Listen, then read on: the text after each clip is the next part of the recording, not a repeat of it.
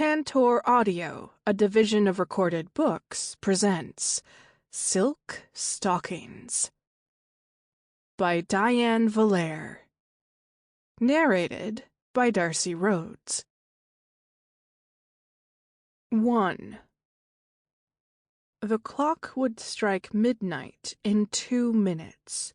This was important for a few reasons, not the least of which was that the crowd of couples who filled the interior and exterior grounds of teetotalers, my friend Genevieve Girard's tea shop turned Parisian nightclub, would filter down the sidewalk of Bonita Avenue and make their way toward the Waverly House for their annual stroll through the historic mansion's gardens. The other reason midnight was important was that the coordinators of tonight's event had synced every clock in our small town of San Ladrone down to the second. They were set to chime, ring, buzz, and otherwise announce the arrival of 12 a.m. It was one thing to imagine the impact of that type of alarm coordination, but it might be quite another to experience it. If the several hundred guests who sipped champagne and nibbled at petit fours and hors d'oeuvres at teetotalers had followed suit of the city and set their cell phones to ring too, we could be looking at the kind of noise level that might launch missiles over Cuba. Genevieve approached me with a flute of champagne. "Polly, things turned out better than I had hoped. We've gone through almost 17 pounds of brie, and the crusty French bread disappears as fast as it comes out of the oven. I've served almost as much of my special blend of tea as I have champagne. And people are asking if I'll cater their parties. People who have lived in San Ladrone their whole lives are telling me they wish they'd come here earlier. This idea was genius. It's really putting me on the map." She handed me a glass of champagne and clinked it with hers. "It's putting you on the map, too," she added. Genevieve had opened teetotalers a few years ago with the help of her French husband. He was no longer in the picture, thanks to seedy business dealings with people who thought murder was an appropriate solution to a business dispute. Genevieve had been the #1 suspect in her husband's murder, and I'd been instrumental in helping clear her name. In return, she'd been instrumental in helping me open Material Girl, the fabric shop I inherited from my great-uncle several months ago. Tonight, we were both reaping the benefits of hard work and creative marketing. Genevieve spun around her cafe's interior with her arms out. The champagne in her flute spilled from the glass, but she didn't seem to notice or care. "Can you believe it? It really does feel like we're in Paris at midnight." I followed her gaze around the newly made-over cafe. I'd gotten the idea to use French fabrics from my shop to build on the theme Genevieve had wanted for the interior. Long toile curtains framed out sheer panels of voile that had almost gone into the dumpster behind my fabric shop, thanks to a wicked case of mildew. But an intensive treatment with vinegar and fresh air had cleared the fabric of its musty scent and brought it back to life. The chairs had been recovered in gingham, Provençal, linen, and even more toile, and napkins, placemats, and serving trays had been trimmed with the same fabrics. That was by day. But tonight, for the Midnight in Paris party, I'd stepped things up a notch. Deep midnight blue velvet covered the existing butter-yellow walls. I used a heat-set technique to create a fleur-de-lis pattern on the velvet that mirrored the pattern woven into the voile sheers, and I'd covered the chairs in luxurious velvet seat covers tied back with thick ivory grosgrain ribbon. Small tea-like candles sat in clear glass votives on windowsills, tabletops, and counters inside the cafe. The organizers of the city's part of the event, decorating the streets between teetotalers and the Waverly House, had hung strands of tiny white twinkling lights around the exterior of the buildings and in an arch over the street, creating a blanket of stars under which people danced to the jazz quartet on the corner. The local high school had crafted a scale model of the Eiffel Tower that sat in the middle of the intersection of Bonita and San Ladrone Avenue. The roads had been closed for the night, so people could spill out into the street and enjoy the transformation of our small town. "Are you heading over to the Waverly House when the bells chime?" Genevieve asked. "I bet Vaughn would love to see you in that dress." I blushed. Since inheriting the fabric store and moving to San Ladrone, I'd spent enough time with Vaughn McMichael to get past the unfortunate first impression, where I fell through a window and knocked him to the ground. We'd dined together, worked side by side, and even gone on a date. We'd also accused each other of having ulterior motives, resulting in alienation. And by we, I mean me. But I'd rather not get into that right now. "I don't want to talk about Vaughn," I said. "Didn't he have that dress made for you?" Genevieve asked pointedly. "I don't want to talk about that either," I said to her. Much like the interior of Genevieve's shop, I'd stepped up my own appearance for the night. I usually wore black all the time, but I'd traded it for a shimmering gold gown with a sweetheart neckline, embellished on the shoulders with spirals of matte gold and silver sequins. The gown was fitted around my waist and hips and cascaded to the floor in a pool of fabric. "Polly, you had just as much to do with the garden stroll at the Waverly House as you did here at Teetotalers," Genevieve said. "You have to go." I didn't know how to explain to Genevieve that I was nervous about showing up at the Waverly House for more reasons than I could count. The Waverly House was the most significant historical building in the town of San Ladrone. A Victorian mansion turned museum, it had become a certified landmark years back, and now boasted a restaurant, a monthly murder mystery party, and the most exquisite gardens in the town.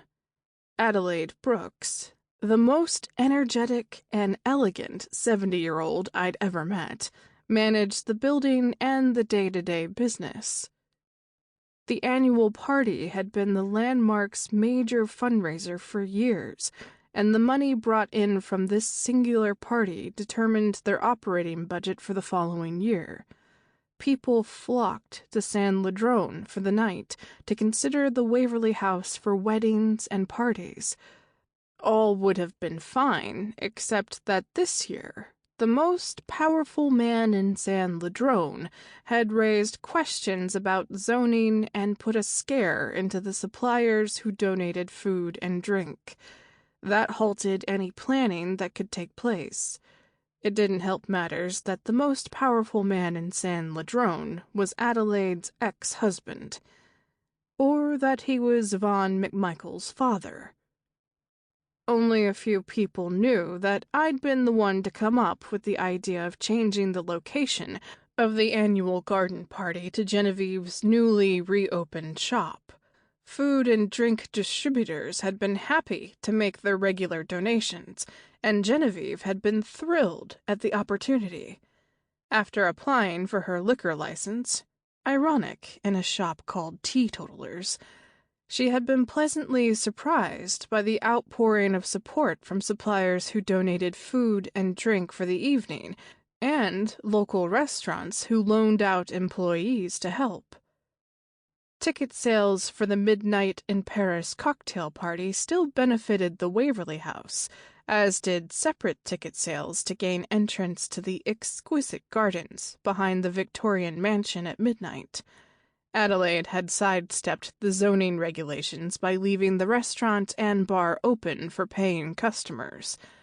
Landscapers had been hard at work on the grounds surrounding the landmark, and whatever it was that they were planning to debut had been a well-guarded secret. All Adelaide would say was, "It's more magnificent than I ever could have expected." The perceived success of the night would be determined to be true or false tomorrow, when she would tally the money pulled in by selling tickets and subtract out any unforeseen expenses. I didn't want credit for the idea. I wanted everyone to get what they wanted, or needed, in the case of the Waverly House, from the event. Bong, bong, bong, ding, bong, chime, buzz, clang, ring, bong. Midnight arrived, announced by a cacophony of sounds that originated from a distance of several miles. The chimes, bongs, dings, and dongs were slightly off from each other, resulting in a white noise that mixed with the various cell phone alarms that went off from the pockets of people around us. A couple of people put hands over their ears, and a few kissed like it was New Year's Eve. Conversation became impossible.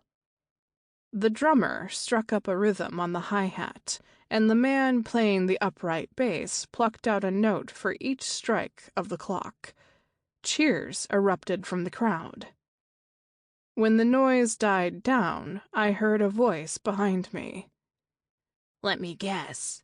That's your cue to turn into a pumpkin?" asked Charlie Brooks. Charlie was the resident tough girl and my closest friend in town. As a full-time mechanic with her own auto shop, Charlie favored work jeans, chambray shirts, and rock concert t-shirts. But tonight, she wore a man's tuxedo over a white fitted t-shirt. The jacket was boxy, but the t-shirt hugged her fit body. The pants sat low on her hips and broke over red Chuck Taylors. "I heard you tell Frenchie you weren't going to the Waverly House.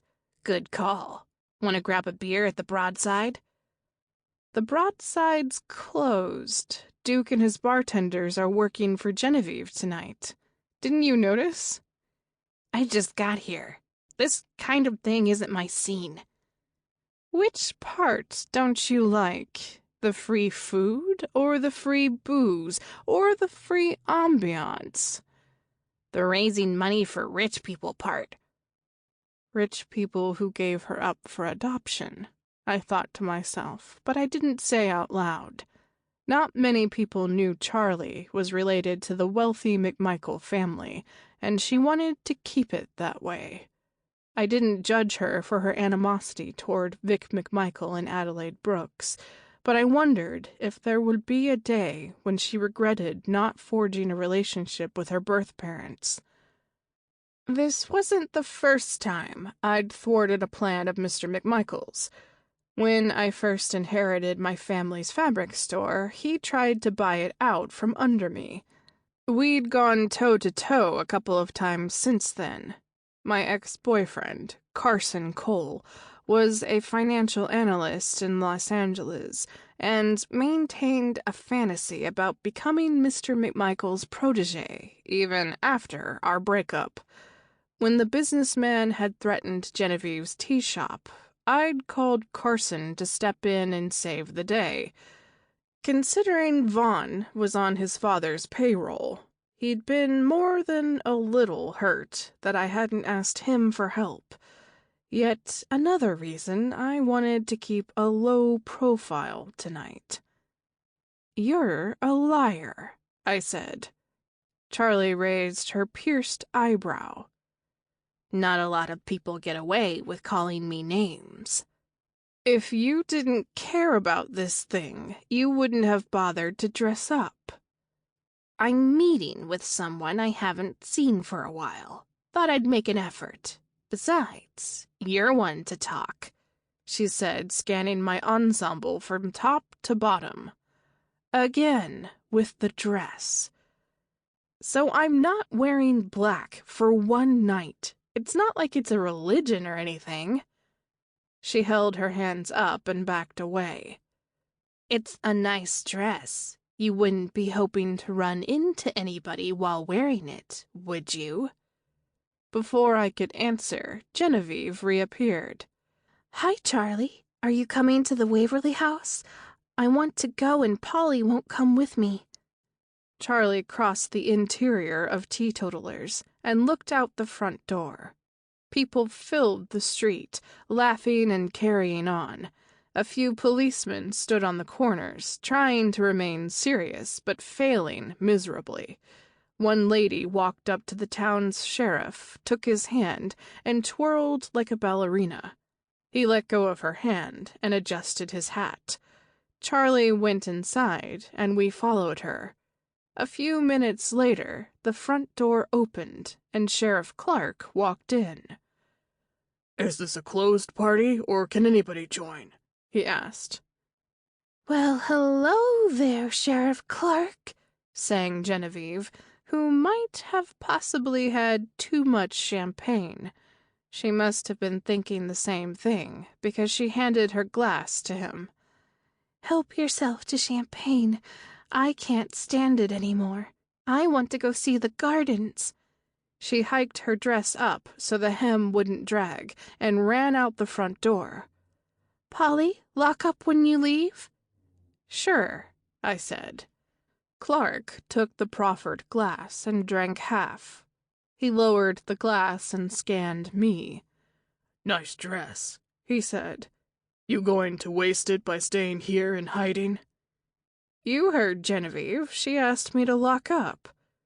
"It takes about 4 seconds to lock a door." He looked at Charlie. "Yo, Frenchie, wait up," Charlie called. She ran past Sheriff Clark without an acknowledgement and went outside. I looked at Clark and shrugged. He shook his head and walked out front. I found Genevieve's keys and grabbed my beaded handbag from behind the counter.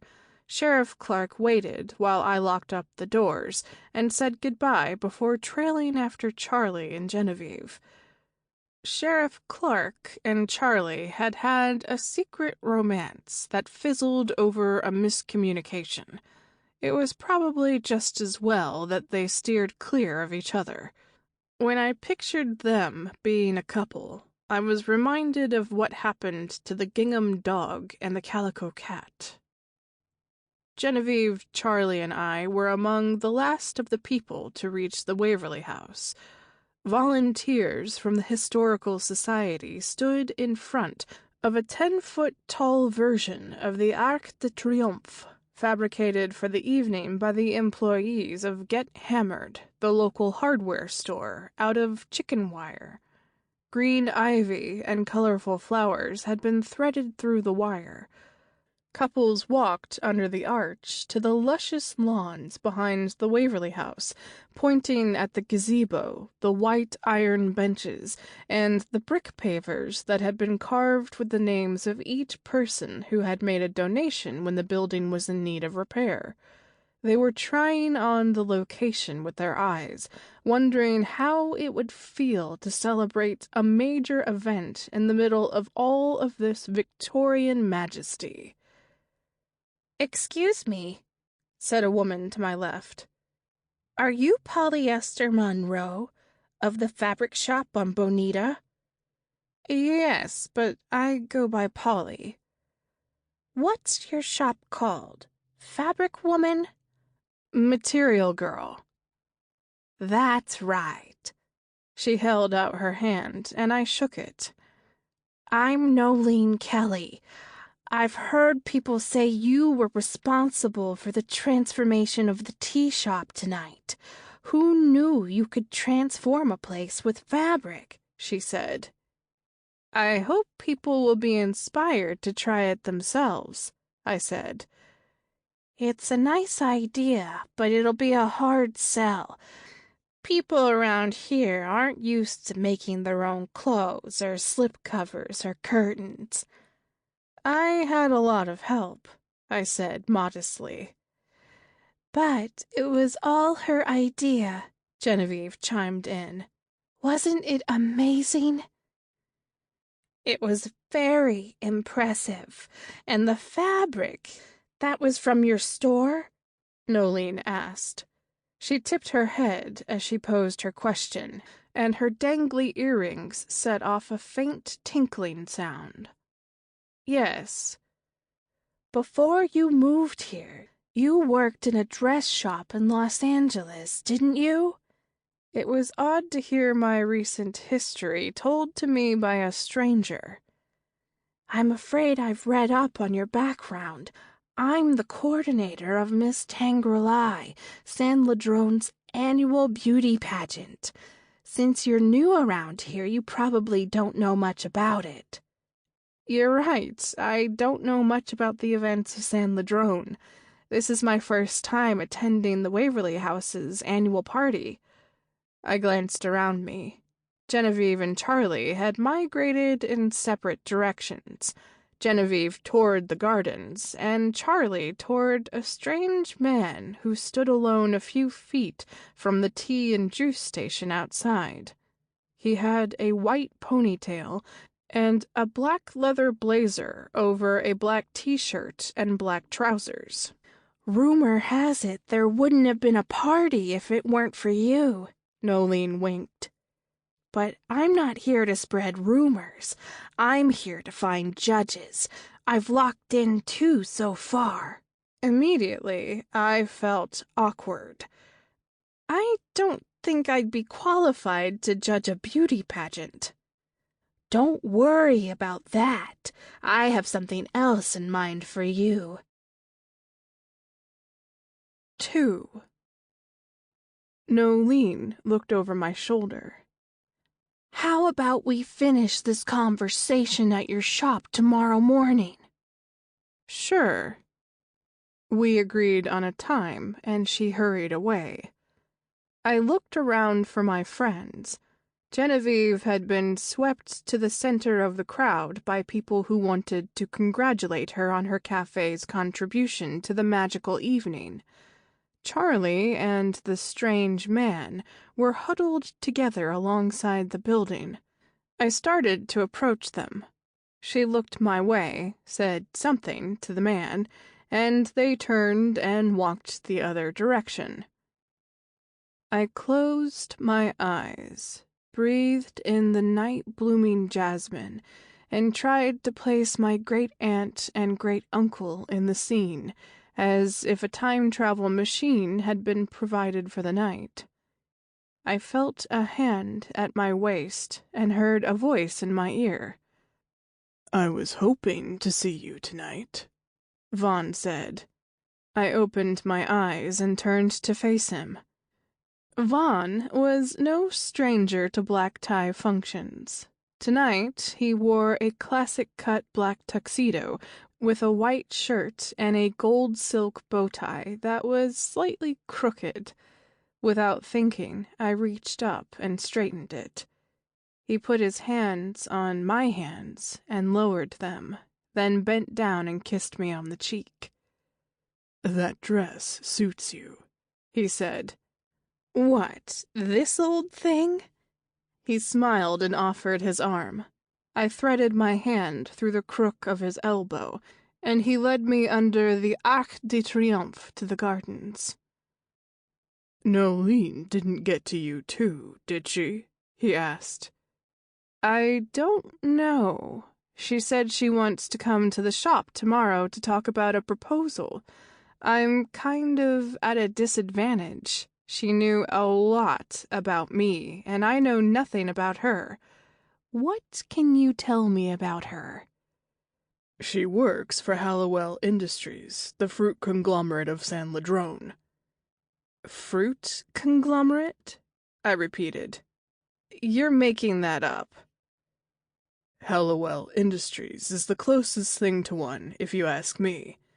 Harvey Hallowell is a self-made millionaire, thanks to fruit. He brought exotic citrus to San Ladrone from China, Trinidad, and Japan. His lab is world-renowned, and they've done some incredible genetic splicing between seeds, producing fruits that were otherwise rare in the United States. And Nolene Kelly works there. She's the assistant to Harvey Hallowell, head fruit. He grinned. She mostly handles his personal business, but the annual Miss Tangorli pageant is her baby. Harvey turned the reins over to her a few years ago, and she turned it into a circus. I've been trying to stay busy helping out tonight, but she cornered me. Next thing I knew, I'd agreed to judge her pageant. I stepped away and studied his face. You? A beauty pageant judge? I like to think I can recognize beauty when it's in front of me. I blushed, thankful for the midnight darkness, and looked away. There's a lot that I don't know about San Ladrone, I said. First garden parties, now beauty pageants. And let me guess, your family has a stake in the pageant. Nope, as luck would have it, we don't. Luck? I'm not sure what else to call it. When my dad first started investing in San Ladrone, Harvey was his business partner. When was this? In the 70s. They often didn't see eye to eye on business decisions, and one day they flipped a coin to see if they'd stay together or dissolve the partnership. My dad won the coin toss, and Harvey was out. Vaughn flipped a coin from his own pocket into the air and caught it mid-flip. Luck. We walked along in the dark, studying the mix of orchids and hibiscus, breathing in the scent of the jasmine mingled with honeysuckle. The gardens had been tended to perfection, a gentle tangle of dark vines and long blossoms interspersed with low ground cover and colorful patches of blossoms I couldn't identify. Each separate patch of garden was like a story. Pinks and purples in one corner, blue and white in another. Most of the grass was trimmed low, but interspersed with wide glass vases that had been countersunk into the ground and filled with water. Water lilies floated on them. Bright pink flowers appeared to float on the grass, and around the perimeter of the garden were tall cat-o'-nine-tails and tall purple flowers that waved in the gentle night breeze. A small white bridge had been constructed in the back of the historic mansion. It was a surreal impressionist experience, as if we were walking into a painting by Claude Monet. The gardeners who made this happen had achieved a floral wonderland I couldn't have imagined in my wildest dreams. So Harvey started the pageant? I asked as we stepped from one lily pad paver to another. Yes, a couple of winners have gone on to be Miss California, and one won Miss America. We made pageant dresses at my old job, I said. But it sounds like this is on a different scale. Things have been gradually getting out of control. Last year, a few of the contestants dropped out because their families couldn't afford to keep up with the expectations. That's a little silly, isn't it? Hard to say. The pageant brings a lot of business to San Ladrone, and it's one of the events, like the garden party tonight, that gives us press outside our own bubble. Salons are booked to capacity and dress shops can barely keep up with the demand.